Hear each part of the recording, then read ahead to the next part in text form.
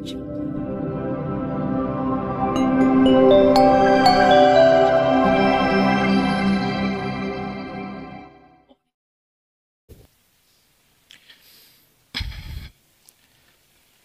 tassa bhagavato arahato samma sambuddhassa. Namo tassa bhagavato arahato samma sambuddhassa.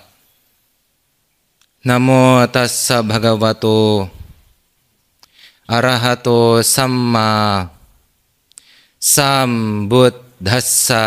Buddhang dhammang sanghang namasami. Ca accatikani ayatanani veditabbani. Ca bahirani ayatanani veditabbani. Ca viññānakaya veditabba. Ca passakaya veditabba. Ca vedanakaya veditabba. Ca tanhakaya veditabba. Sutta Pitaka Majjhima Nikaya Uparipannasa Paliyang Salayatana Wage Cacaka Suttasming. Persungkuman kepada beliau sang pembagi, sang peluluh seteru yang telah menempuh waskita dengan swadaya sejati. Aku bersungkum kepada Buddha, Dhamma, dan Sangha. Disebutkan di dalam Cacaka Sutta yang terdapat di dalam Salayatana Wagga, yang terdapat di dalam Uparipannasa Pali, yang terdapat di dalam Majjhima Nikaya, yang terdapat di dalam Sutta Pitaka. 6 basis bagian dalam perlu dipahami, 6 basis bagian luar perlu dipahami, 6 onggokan pengetahu perlu dipahami, 6 onggokan perbenturan perlu dipahami, 6 onggokan pengenyaman perlu dipahami, 6 onggokan kegandrungan perlu dipahami. Namo Buddhaya. Sotihotu, salam sejahtera untuk kita semua.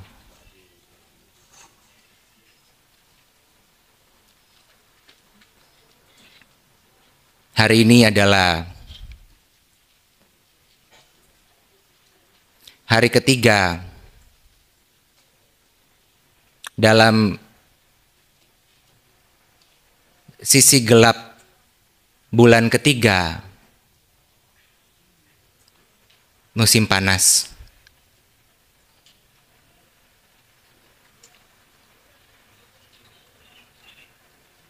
Yang sudah dalam suasana sebulan pendalaman Dhamma, menyangkut Wisaka Punami Puja yang bersebab adanya Adhika Masa, diperingati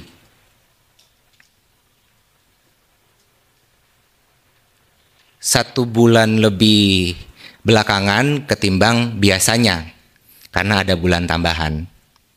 Walaupun ada juga beberapa kelompok yang memperingati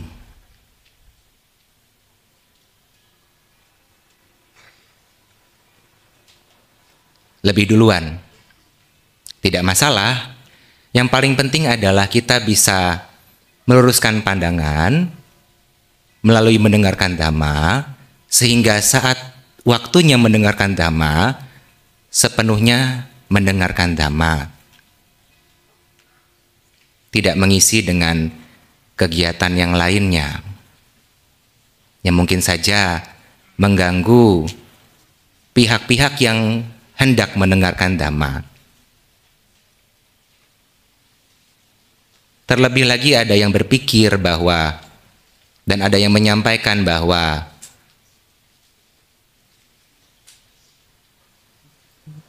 Tidak semua umat yang beragama Buddha memiliki ketertarikan untuk uraian dhamma yang disebut sebagai mendalam, yang disebut sebagai berat. Jadi bahkan sampai terang-terangan meminta untuk sampaikan saja yang ringan-ringan. Sebenarnya kita tidak bisa underestimate pribadi-pribadi. Hanya karena kelihatan mengantuk bukan berarti ia tidak tertarik. Bisa jadi memang ia sedang kelelahan. Kan sebenarnya tidak masalah. Tetapi ia memiliki upaya untuk mengetahui, memiliki upaya untuk mendengar, memiliki upaya untuk memahami. Walaupun belum bisa paham, tetapi karena kesalutan sedemikian tinggi, ia tetap mau mendengarkan. Itu jauh lebih baik daripada yang memang jelas-jelas tidak tertarik. Itu berbahaya. Karena mau mengatakan bahwa dirinya berlindung kepada Dhamma, Dhammang saranang gacchami, yang berarti pergi menuju pengingkatan Dhamma. Jadi selalu mengingat Dhamma dalam kesehari-hariannya, dalam ungkapan itu menjadikan Dhamma sebagai pelindungnya, tetapi tidak tertarik mendengarkan Dhamma. Bukankah itu sebuah kepalsuan, sebuah penipuan? Jadi orang yang telah mengatakan bahwa dirinya berlindung kepada Dhamma, KTP-nya beragama Buddha, tetapi mengaku tidak tertarik untuk mendengarkan Dhamma, itu adalah orang yang berbahaya. Karena untuk sesuatu yang sepatutnya ditempatkan tertinggi saja ia tidak mau menghormati, dan padahal ia sudah bilang ia berlindung kepadanya. Itu yang disebut sebagai tidak berlindung kepada Dhamma dan telah menipu dirinya sendiri. Dan itu berbahaya sebenarnya tanpa disadari. Bahwa pemahaman setiap orang berbeda-beda, jelas sekali. Kecenderungan setiap orang berbeda-beda, jelas sekali. Tetapi kan bukan berarti kita underestimate, bukan berarti kita menganggap rendah, menganggap mereka tidak bisa memahami uraian Dhamma yang sedemikian mendalam ini. Karena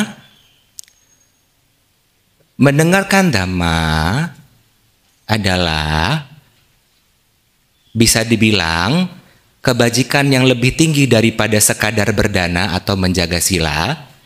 Karena dengan mendengarkan Dhamma, kita bisa meluruskan pandangan, memiliki cara pandang yang benar, sehingga kemudian waktu kita melakukan kebajikan yang lebih sederhana, seperti berdana atau menjaga sila, setiap harinya disertai dengan pandangan yang tidak keliru. Dan hanya dengan meluruskan pandangan yang dimulai dari mendengarkan Dhamma, yang bisa mengondisikan tahapan selanjutnya, yakni adalah pencapaian tertinggi. Yang kadang-kadang kan ada yang menyampaikan, idang me punyang nibbana sapacayo tu. Semoga dengan kebajikan saya bisa mengondisikan pencapaian nibbana.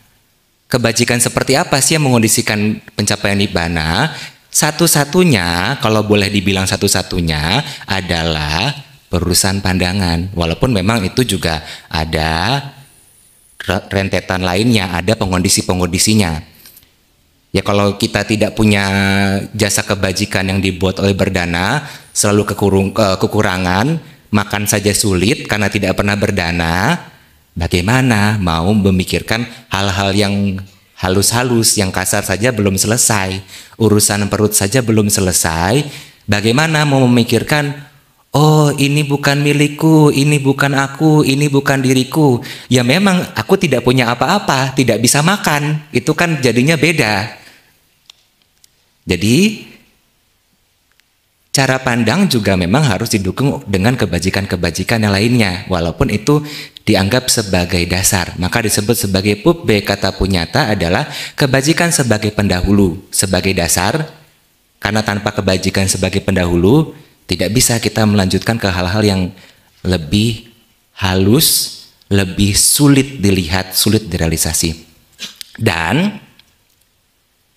cara pandang yang benar ini dalam arti mengerti apa yang disampaikan secara langsung sebagai makna langsung, nitata sebagai nitata, dan menyampaikan mengerti makna tidak langsung sebagai makna tidak langsung, niyata sebagai niyata. Bahwa kadang-kadang Sang Buddha menyebutkan bahwa oh, ada 5 jenis manusia. Ya harus dimengerti bahwa yang disebut sebagai manusia itu secara kesepakatannya, secara julukannya. Tidak sampai mengerti bahwa ada entitas yang disebut sebagai manusia misalkan. Atau yang lainnya lagi. Seperti uraian Jataka misalkan.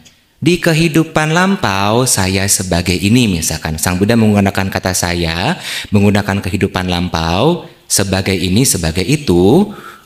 Yaitu perlu dipahami bahwa tidak ada entitas di sana. Tidak ada atta di sana. Tidak ada sesuatu yang disebut sebagai diri di sana. Karena salah memahami ini, seorang biku bernama Sati Kewarta Putta. Kewarta berarti nelayan. Kewarta Putta berarti putra nelayan begitu. Sejauh ini belum ditemukan penjelasan terperincinya apakah memang orang tuanya nelayan atau memang keluarganya begitu nelayan. Bisa keduanya, tetapi ya sejauh ini hanya dijelaskan Kewarta Putta adalah nama keluarganya begitu. Dan nama bikunya adalah Sati. Hanya panjang Sati. Kalau pengingatan Sati, ini Sati. Bhante Sati beranggapan bahwa karena mengerti Sang Buddha mengucapkan, oh pada saat itu saya adalah ini, saya adalah itu, terkait dengan uraian Jataka, hingga ia menganggap bahwa yang disebut sebagai winyana adalah perihal yang berpindah, adalah perihal yang mengembara dari satu kehidupan ke kehidupan lainnya. Yang itu jelas-jelas pandangan keliru. Jadi ketika ada yang menyampaikan, oh kalau meninggal ini hanya tubuh yang meninggal, lalu kesadaran berpindah, itu pandangan keliru. Jelas-jelas keliru. Bukan ajaran Sang Buddha. Kalaupun ada yang mengajarkan itu, bukan Sang Buddha. Jadi kita berhati-hati dengan yang menyampaikan bahwa dirinya adalah perwakilan agama Buddha, menyampaikan bahwa kesadaran berpindah, ya ini kesadaran dimaksud adalah winyana, itu pandangan keliru total. Tidak ada yang berpindah, tidak ada yang mengembara. Ada kemunculan, ada kepadaman, dan kemunculan kepadaman pun juga harus dimengerti sebagai yang dijuluki sebagai kemunculan, yang dijuluki sebagai kepadaman. Dan kita akan mengerti ini, kita akan memahami ini, kalau setidaknya kita mengerti bahwa kemunculan winyana secara awam disebut sebagai kesadaran, atau lebih jelasnya adalah wisesa janati atau wisesena janati ti winyana, yang mengetahui dengan spesifik disebut sebagai winyana. Itu kemunculannya bersebab. Tidak ada kemunculan yang tidak bersebab. Kalau kemunculannya bersebab, setiap kemunculan bersebab, apa yang disebut sebagai ada, disebut tidak ada pun juga tidak. Apa yang disebut sebagai berpindah? Kalau keberadaannya bersebab dan menjadi penyebab kemunculan yang lainnya yang ada ciri-ciri lanjutannya.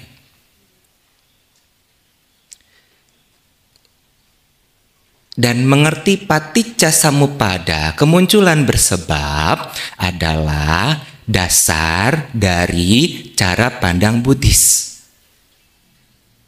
Memahami hukum karma sebagai dasar untuk bisa memahami baik dan buruk, tetapi itu hanya sebatas permukaan.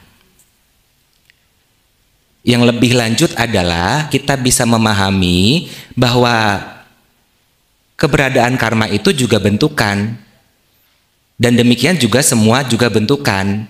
Dan terkait ini, terkait winyana ini yang juga merupakan salah satu bentukan yang berhubungan juga dengan karma, juga merupakan kemunculan yang bersebab. Dan bagaimana cara kita bisa mengerti winyana agar jangan sampai keliru mengerti winyana? Salah satunya adalah dengan memahami mekanisme basis-basis penginderaan atau ayatana. Sebenarnya ya basis saja cukup, tapi ya kalau basis ya apa basis maksudnya? Nanti kesannya seperti ini apa pangkalan atau bagaimana basis begitu kan? Pangkalan untuk geng-geng gitu kan disebutnya basis begitu. Tapi ini basis-basis penginderaan yang karena keberadaan basis-basis ini ada fenomena penginderaan, sebatas itu saja. Bahwa ada 12 ayatana, 12 basis penginderaan, yakni terkait dengan basis penginderaan bagian dalam dan basis penginderaan bagian luar. Tetapi penginderaan itu sendiri kalau di total ada 22 bawi satindriya. Hanya saja ya dalam kesempatan kali ini tidak perlu dijelaskan apa itu 22 penginderaan. Pernah dijelaskan dalam kesempatan uraian meditasi di sini. Antara hari Rabu, Kamis atau Jumat. Tetapi ya mungkin nanti di kemudian waktu bisa dijelaskan lagi apa yang disebut sebagai penginderaan secara lengkapnya. Bersebab adanya penginderaan bagian dalam dan basis penginderaan bagian dalam dan basis bagian luar, ada kemunculan winyana. Basis penginderaan bagian dalam ini ada 6, yaitu terkait dengan penginderaan penglihat, pendengar, pembau, perasa lidah, pesentuh atau ya penyentuh lah, penyentuh tubuh ini semua keseluruhan sebenarnya, dan pengamat manoyatana, manayatana. Ya, sebenarnya pengamat itu basis penginderaan pengamat memang tidak dijelaskan dalam sutta itu ada di mana, tetapi kalau di dalam uraian belakangan adanya di Hadayawathu. Hadayawathu itu di mana? Sepanjang aliran darah yang dipompa oleh jantung. Jadi di sepanjang aliran darah. Itu memang tidak ya sepanjang aliran darah itu adanya di uraian belakangan sih. Untuk mempertegas bahwa manayatana itu juga merupakan bagian rupa dalam hal ini, dalam konteks kemunculan winyana itu tidak terlepas dari keberadaan rupa juga. Khususnya untuk yang memiliki kelima kanda seperti manusia begitu. Untuk urusan yang tidak memiliki rupa itu ya tidak perlu dipikirkan lah bagaimana kemunculannya. Itu kan yang tidak bisa kita selidiki langsung. Dan demikian juga 6 ayatana bagian luar itu ya objek-objek lah, kalau misalkan dalam istilah awamnya disebut sebagai objek-objek, apakah objek bentuk, objek suara, dan lainnya terkait dengan 6 hal itu. Meskipun dalam pengertian lanjutan persepsi bahwa itu objek itu kan karena kita menganggap diri kita subjek. Sebenarnya mana sih yang subjek, mana yang objek? Kalau kita mengerti bahwa saya melihat alas duduk itu, saya menjadi subjek. Tetapi kalau alas duduk itu dilihat oleh saya, alas duduk itu subjek. Itu kan perihal persepsi, karena mengertinya ada poros, mengertinya ada inti yang disebut sebagai milikku, diriku, milikku, aku, diriku. Yang itu bersumber dari pandangan keliru, salah menggenggam kemunculan-kemunculan ini. Jadi bersebab adanya, sebutlah syaraf mata begitu, atau retina ya, bagian mata yang bisa berfungsi untuk menangkap pantulan cahaya, itu yang disebut sebagai penginderaan sebenarnya. Dan juga ada objek yang ada cahaya yang sesuai, jaraknya sesuai. Kalau terlalu jauh sampai 5 km juga tidak bisa dilihat. Terlalu dekat sampai di sini juga tidak bisa dilihat, begitu kan? Dan pastinya juga ada pengarahan ke sana. Di situ muncul caku winyana, penginderaan terkait penglihatan.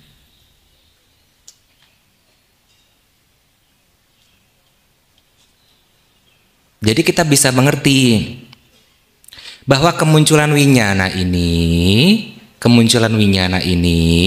adalah bersebab seumpama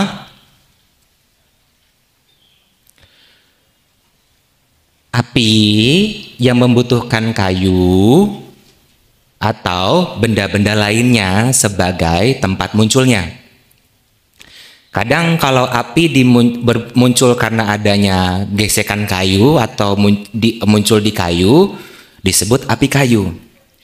Api yang muncul di rumput disebut api rumput. Api yang muncul di kotoran sapi, api kotoran sapi. Mungkin sekarang ada api lilin, api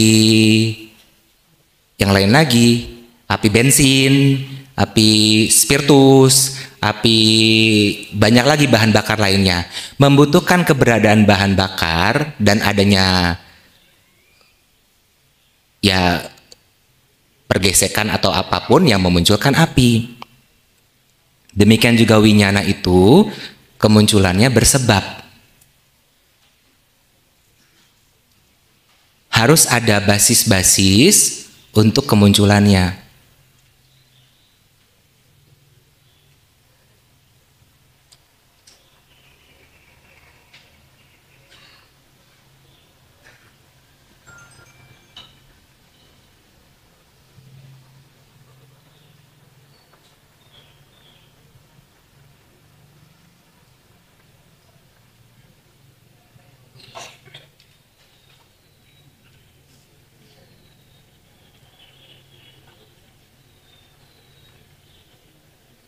Dan ketika demikian, kita mengerti bahwa dari situ sebenarnya sudah bisa dipahami, tidak ada keberadaan winyana yang berpindah kalau kemunculannya saja bersebab. Bagaimana dikatakan sebagai berpindah?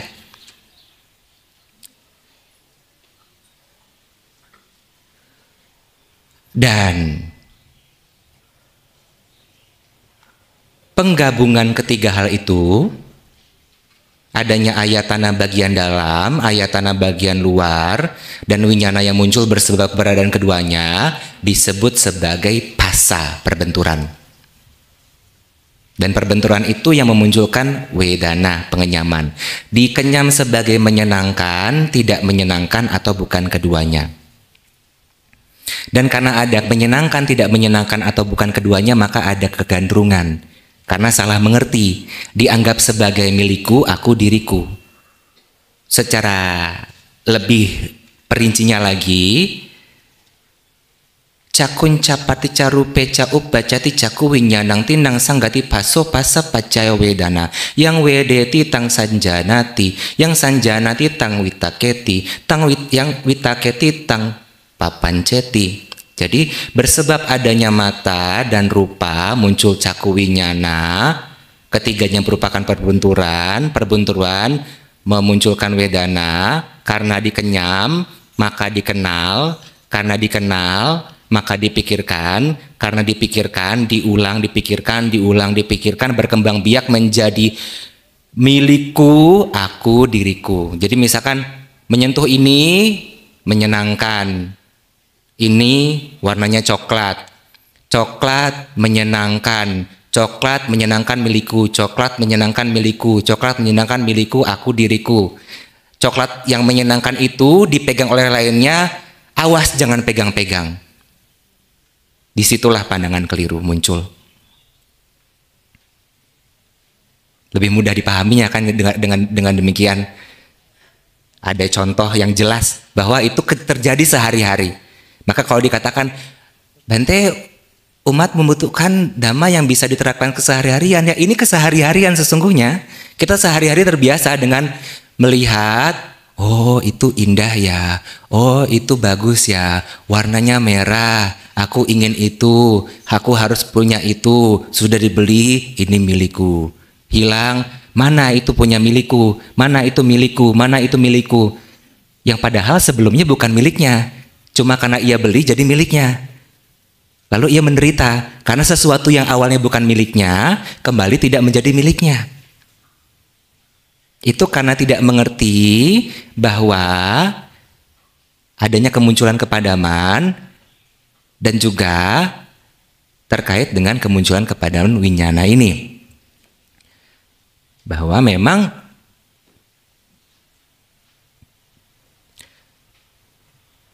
karena mengetahui ini,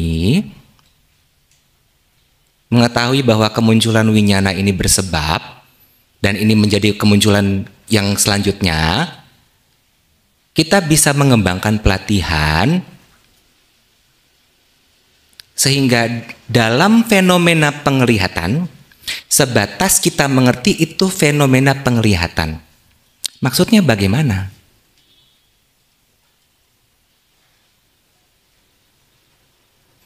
Mengerti bahwa kemunculan winyana dalam penglihatan itu setidaknya adalah memiliki ciri tidak kekal. Dalam arti, kita melihat sesuatu muncul caku winyana itu kemunculannya sesaat lalu padam, yang akan dilanjutkan dengan kemunculan winyana lainnya yang merupakan pengetahuan batiniah, lah sebutlah demikian, yang dijuluki, nah ini perlu digarisbawahi, dijuluki sebagai sampaticana, santirana, wotapana. Yang dilanjutkan jawana, tadaramana, lanjut lagi dan selanjutnya. Apa itu sampaticana, santirana, wotapana? Kalau yang pernah mendengar atau pernah belajar Abhidhamma mungkin akan lebih familiar ya, karena itu yang selalu disampaikan dalam uraian witi, dalam rangkaian kognitif. Sampaticana adalah sebenarnya manowinyana, jadi tidak ada. Jadi dalam arti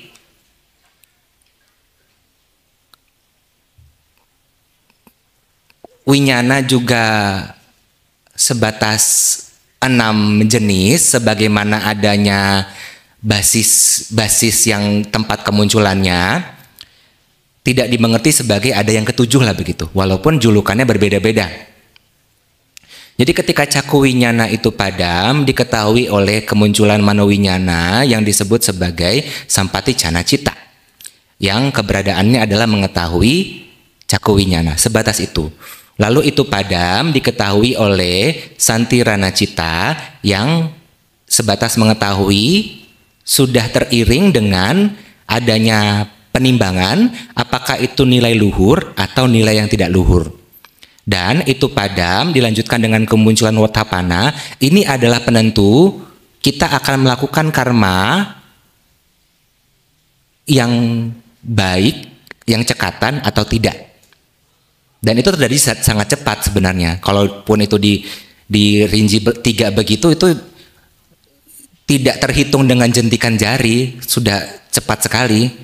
Satu jentikan jari sudah terjadi jutaan kali barangkali proses seperti itu. Mengerti itu kan setidaknya mengerti sebagai tidak kekal. Mengerti sebagai sukar bertahan. Yang tidak kekal sukar bertahan sudah pasti bukan diri. Sudah pasti bukan milikku, bukan aku, bukan diriku. Bagaimana bisa dikatakan winyana yang berpindah? Bagaimana bisa dikatakan bahwa oh hanya jasmani yang meninggal, kesadarannya berpindah? Itu kan jelas pandangan keliru. Bahwa adanya sebab dari kepadaman winyana saat ini yang disebut sebagai cuti cita menuju kemunculan patisandi winyana, tetapi tidak bisa dikatakan ini dan itu yang sama, yang sudah padam tidak muncul lagi. Ini padam, itu muncul, tidak bisa dikatakan sebagai winyana yang sama, meskipun sama-sama winyana. Begitu.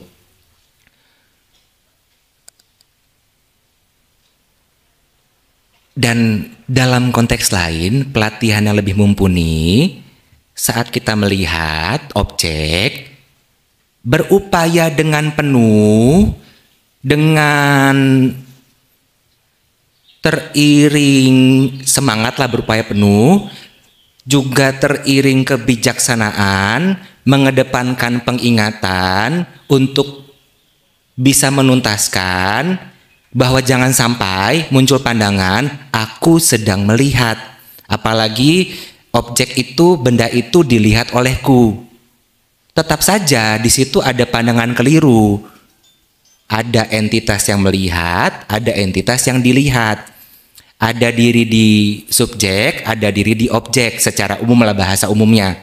Yang sebenarnya itu masih bersumber dari pandangan keliru yang harus kita tuntaskan dengan mengerti fenomena sesungguhnya, bahwa yang dianggap sebagai aku yang sedang melihat atau benda itu yang sedang dilihat,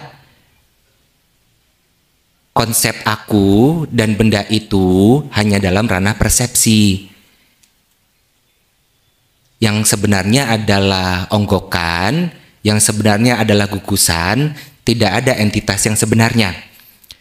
Dalam berbahasa kita menggunakan peristilahan aku, dia, dirinya, benda itu dan sebagainya sebatas berbahasa, sebatas julukan untuk memudahkan komunikasi.